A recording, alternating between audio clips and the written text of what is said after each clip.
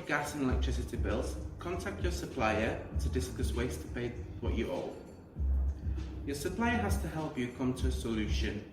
You should try to negotiate a deal that works for both of you.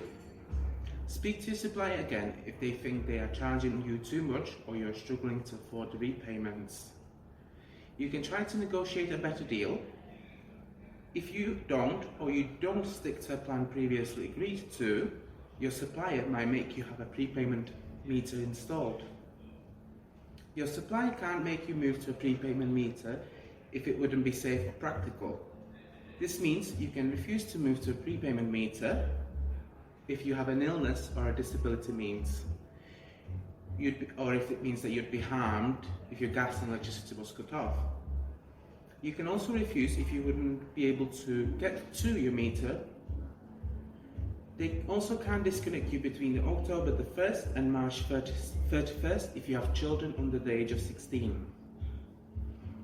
If you haven't paid a bill after 28 days, your supplier may contact you about the possibility of disconnecting your gas and electricity supplies from you, but this is very rare.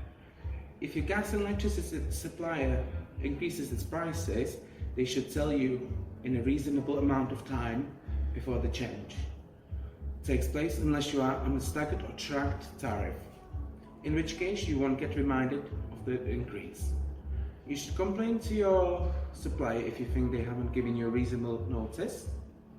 To avoid the increase, you can compare prices from different energy suppliers using a comparison website. Make sure you act quickly. You will need to ask to change tariffs before the price is increased. You usually have to pay for any gas or electricity used, even if you haven't signed a contract with an energy supplier.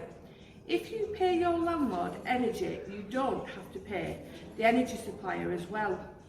Tell the supplier you're not responsible for paying the bill. They should send the bill to your landlord instead. If you're having problem with your energy supply, call or use web chat to contact your supplier straight away. You can get their contact details from the website.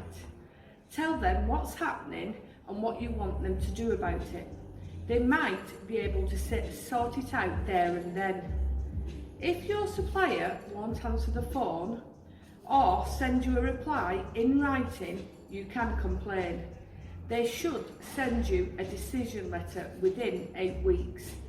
If you don't get a decision letter within this time or aren't happy with the response, you can then complain to the Energy Ombudsman.